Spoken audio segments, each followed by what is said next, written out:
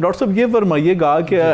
صحابہ کرام نے جو نوجوان صحابہ تھے انہوں نے آقا علیہ الصلوۃ والسلام کی سیرت سے استفادہ کیا، آپ کی صحبت سے فائدہ اٹھایا، اور وہاں پر آپ رہتے ہوئے صفا چبوترے پہ آپ دیکھتے ہیں صفا یونیورسٹی پوری تھی، وہاں پر آقا علیہ الصلوۃ والسلام تعلیم کے ساتھ ساتھ تربیت بھی ان کی فرماتے تھے۔ قرآن نے کہا الذی بعث فی الامیین منہم یتلو علیہم آیاتہ ویزکیہم، دونوں چیزیں چار آگے اسٹیپ بیان کیے، یتلو علیہم آیاتہ ویزکیہم ویعلمہم الکتاب والحکمہ۔ تو آپ آج کیا سمجھتے ہیں کہ جو آج کے نوجوان ہے، جو مسلمان نوجوان، اس کو ہم کیسے آقا علیہ الصلوۃ والسلام کی سیرت کے قریب کر سکتے ہیں؟ کیونکہ میں سمجھتا ہوں سیرت کا علم حاصل کرنا مسلمان پر فرض ہے اور لازم ہے کہ وہ سیرت کو جانے سیکھے، اور میں سمجھتا ہوں اللہ کو تو جوانی کی جو ہے عبادت وہ زیادہ پسند ہے، تو کیا فرمائیں گے اس حوالے سے؟ جی،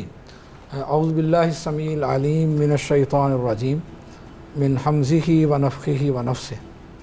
قال اللہ سبحانہ وتعالی لقد کان لکم فی رسول اللہ اسوۃ حسنہ۔ اسامہ بخاری صاحب، آج کا ہمارا یہ موضوع جو ہے یہ وقت کی اہم ضرورت ہے،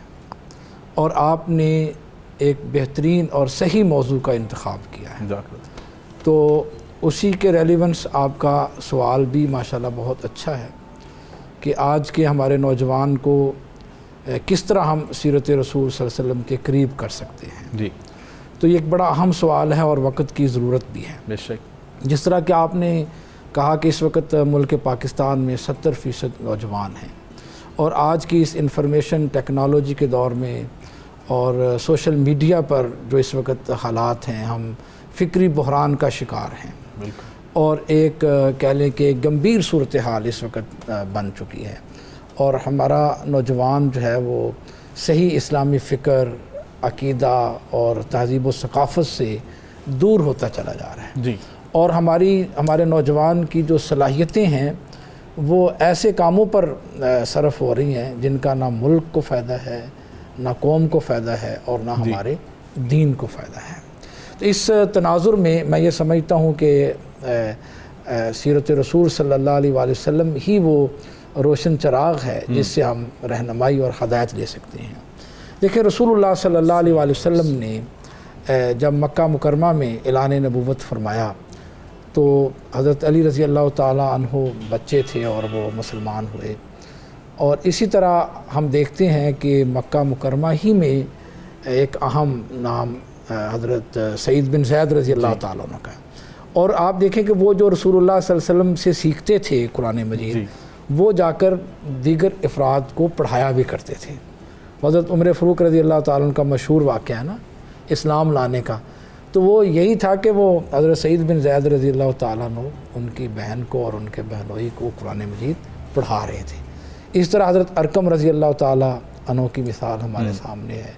آپ نے تو باقاعدہ ان کے گھر کے اندر تعلیم و تدریس کا سلسلہ شروع کر دیا تھا، جس وجہ سے دار ارقم جو ہے وہ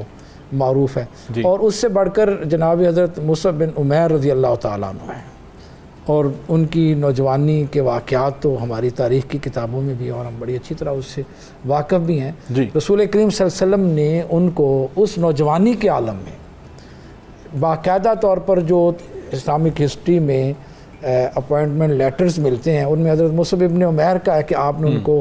ایک اپوائنٹمنٹ لیٹر دیا، تقرر نامہ دیا کہ ہم آپ کو مدینہ منورہ میں معلم بنا کر بھیج رہے ہیں۔ جی، اور پھر وہ اس تقرر نامے کی بنیاد پر جب معلم ٹھہرے تو مدینہ منورہ میں انہوں نے ایسا کام کیا کہ ابتدائی ہی 1-2 سالوں میں کہا جاتا ہے کہ مدینہ منورہ کا کوئی ایسا گھر نہیں تھا جہاں پر رسول اللہ صلی اللہ علیہ وسلم کی دعوت نہ پہنچ چکی ہو۔ جی، اس طرح جناب معاذ بن جبل رضی اللہ تعالیٰ عنہ کی مثال بھی ہے۔ تو آپ صلی اللہ علیہ وسلم نے نوجوانوں کی ٹریننگ کی تھی، ان کی تربیت کی تھی، بالکل، جو ایک صحیح اسلامی منہج ہے، طریقہ کار، بلکہ ان کی صلاحیتوں کو صحیح طور پر استعمال کیا تھا۔ بے شک، اور یہی ایک میں سمجھتا ہوں کہ بحیثیت والد یا بحیثیت ایڈمنسٹریٹر ادارہ، جی،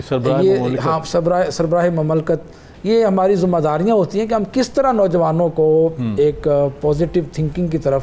لا سکتے ہیں، بالکل، اور ان کے لیے ایسے اقدامات کرنا جس وجہ سے نوجوان ان کی جو سوچ اور فکر ہے وہ صحیح منہج پر رہے، اور وہ فکری بحران کا شکار نہ ہوں، اور وہ دوسروں کی تہذیب کے دل دادہ نہ بن جائیں، تو اس لیے اقدامات کرنے کی ضرورت ہے ہمیں رسول اللہ صلی اللہ علیہ وسلم کی حیات طیبہ سے اخذ کرتے ہوئے وہاں سے سبق لیتے ہوئے، تو یہ بڑا اہم موضوع بڑی ہے۔ خوبصورت ڈاکٹر صاحب آپ نے بات بیان فرمائی۔ یقیناً ریاست کا سربراہ جو ہوتا ہے وہ باپ کی حیثیت رکھتا ہے، اور یقیناً جو اس قوم کے مثلا نوجوان ہیں ان کو